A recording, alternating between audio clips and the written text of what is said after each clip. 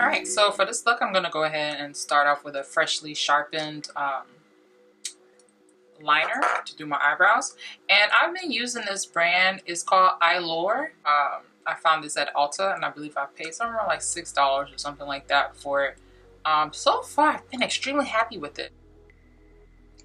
And with this, you just want to do nice little streaks. It's kind of nice to form the brow first, at least on the bottom. I don't usually like to start right in the beginning here. I like to usually, if I'm going to start with the line to create that, you know, to shape it, then I like to start from here. Don't press too hard. Just do light strokes. Don't press hard. When you press hard, you're going to, a lot of the chunk of the liner is going to smudge deep into your brows, and then you're going to be trying to brush that out, and it's going to look crazy. So don't press hard. Just light strokes, but go ahead and finish that line. So from here to here, here to here. All right, and then just go ahead and start filling in. Once again, do not press hard. You're just doing light strokes on it until you fill it in. This is going to give it a more natural appearance. And follow the direction of your hair. So if your hairs are going up, go up. If they're going to the side or to the back, follow that, okay?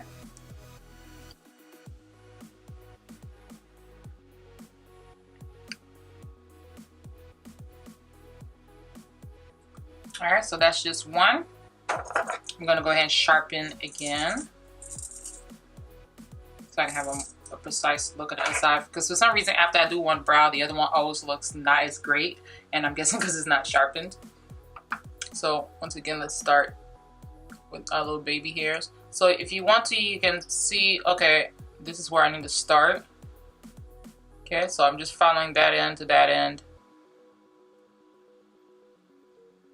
And then just start working your way on up lightly. I'm going to go ahead and start filling it in again. Light strokes, follow the hair direction.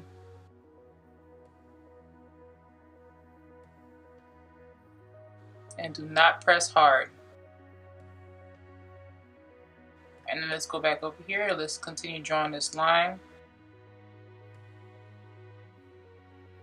And notice that the arch should begin right as soon as you pass the end of your pupil.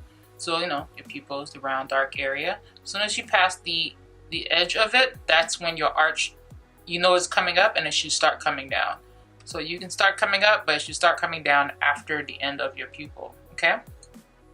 But mine's already arched. That's just for, you know, some people who may not have any brows, or, you know, you just need a little help figuring out where your arch needs to be. Just a little tip.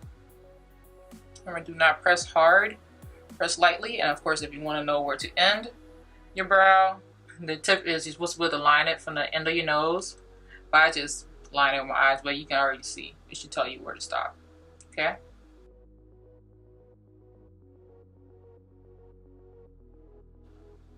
And I'm just going to come back in here and lightly fill in. And I'm just gonna try to match them up as best as possible. And I'm just running over it, like I said, lightly. Do not smudge. And I guess what I like about these more than I do using the Wet n Wild liners is the Wet n Wild liners are a little bit more creamy. So it's like I have to be really careful because it's easy to just smudge it in.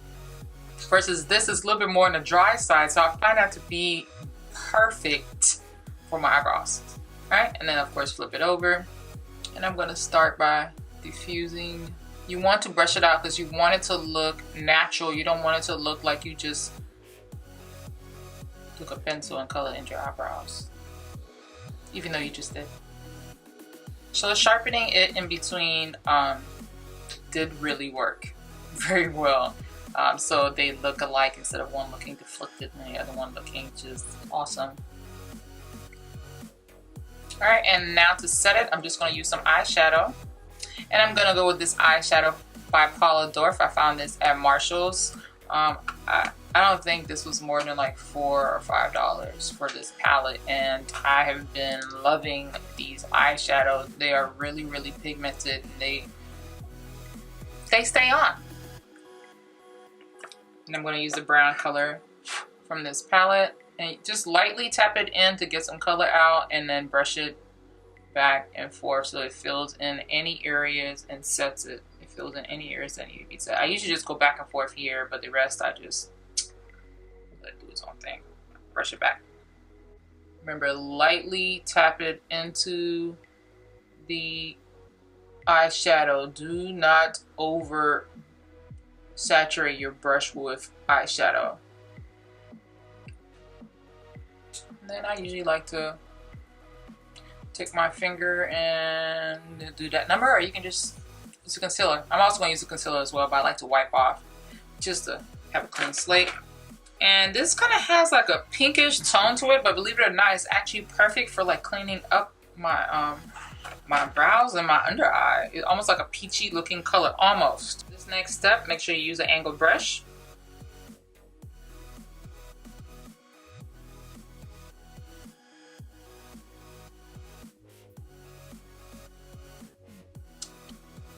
And this is a nice way to achieve a natural brow. Make sure you do not go beyond this part, so your brush lands at the edge of your nose. It doesn't pass your eye.